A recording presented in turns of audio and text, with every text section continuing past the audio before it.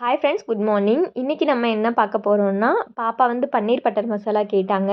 அதுக்காக நம்ம வந்து வீட்டிலேயே பன்னீர் ப்ரிப்பேர் பண்ண போகிறோம். பன்னீர் செய்கிறது வந்து ரொம்ப ஈஸி.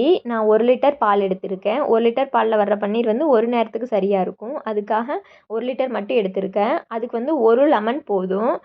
நான் ப்ரிப்பேர் பண்ணும்போது பாப்பா எப்போவுமே வந்து இங்கே தான் உட்காந்துருப்பா. 1 லிட்டர் பால் வந்து நல்லா காய்ச்சிக்கணும். நல்லா பொங்கி வர்ற ஸ்டேஜில் தான் நம்ம வந்து 1 லெமன் வந்து மிக்ஸ் பண்ண போகிறோம். பொங்கி வர ஸ்டேஜில் நல்லா இந்த மாதிரி கிளறி விட்டுக்கணும். அடுப்பை வந்து சிம்மில் வச்சுட்டு நம்ம வந்து கொஞ்சம் கொஞ்சமாக லெமன் சேர்த்துறோம். ஒரே முட்டா நம்ம லெமன் சேர்த்துனா ஒரே அடியாக திரிஞ்சிரும். நம்ம வந்து ஃபஸ்ட்டு கொஞ்சம் சேர்த்திட்டு அதுக்கப்புறம் லைட்டாக கிளறி விட்டுட்டு மறுபடியும் வந்து கொஞ்சம் சேர்த்தணும். அப்போ தான் நமக்கு வந்து பர்ஃபெக்டான பன்னீர் கிடைக்கும்.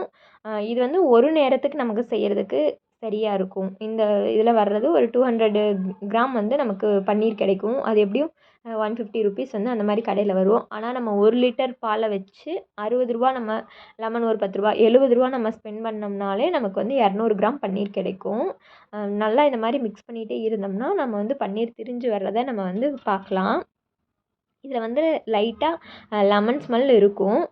அதை வந்து நம்ம வந்து தண்ணி ஊற்றி வாஷ் பண்ணோம்னா அந்த லெமன் ஸ்மெல் போயிடும். ரொம்ப ஈஸியான வேலை தான். ஃபஸ்ட்டு நான் வந்து பழகும்போது ரொம்ப கஷ்டமாக இருக்கிற மாதிரி ஃபீல் ஆச்சு, எப்படி வருமோ அப்படின்ட்டு. ஆனால் இப்போ வந்து அடிக்கடி நான் கடையில் பன்னீர் வாங்குறதே கிடையாது. நானே வந்து ப்ரிப்பேர் பண்ணிக்கிறேன்.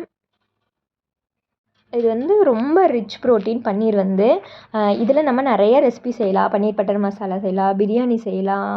பிரியாணி வந்து செம்ம அட்டகாசமாக இருக்கும் இந்த இதில் வந்து பிரியாணி செஞ்சோம்னா.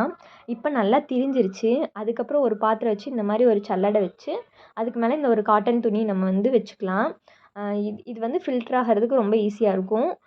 இந்த பன்னீர் கொட்டினதுக்கப்புறம் நம்ம வந்து 2, 3 டைம் நல்லா வந்து எலுமிச்சம்பழமும் சேர்த்துலாம், வினிகரும் சேர்த்துலாம். இல்லை லெமன் நம்ம சேர்த்துனங்காட்டிக்கு அந்த லெமனோட புளிப்புத்தன்மை இருக்கும். அதுக்காக நம்ம வந்து 2, 3 டைம் நல்லா தண்ணி விட்டு வாஷ் பண்ணிக்கிறோம். நல்லா வாஷ் பண்ணிவிட்டு அந்த துணியை வந்து இந்த மாதிரி பாக்ஸ் ஃபோல்டிங்கில் வச்சு இதுக்கு மேலே ஒரு வெயிட் வச்சிடலாம். ஒரு 2 மணி நேரம் அப்படியே இருக்கட்டும். அதுக்கப்புறம் நம்ம ஓப்பன் பண்ணோம்னா அழகான பன்னீர் கிடைக்கும். எனக்கு ரொம்ப ஷேப்பில் இன்ட்ரெஸ்ட் இல்லை, அதனால் எப்படி இருந்தாலும் பரவாயில்லன்ட்டு நான் இந்த மாதிரி வச்சிட்டேன். இதுக்கப்புறம் நம்ம வந்து பீஸ் போட்டு நம்ம பன்னீர் பட்டர் மசாலா செய்யலாம். பார்த்தீங்களா எவ்வளோ அழகாக ஸ்பான்ஜியான பன்னீர் கிடச்சிருக்கு. Thank you so much. Happy ending. இந்த வீடியோ பிடிச்சிருந்துச்சுன்னா லைக் பண்ணுங்கள், ஷேர் பண்ணுங்கள், சப்ஸ்கிரைப் பண்ணுங்கள்.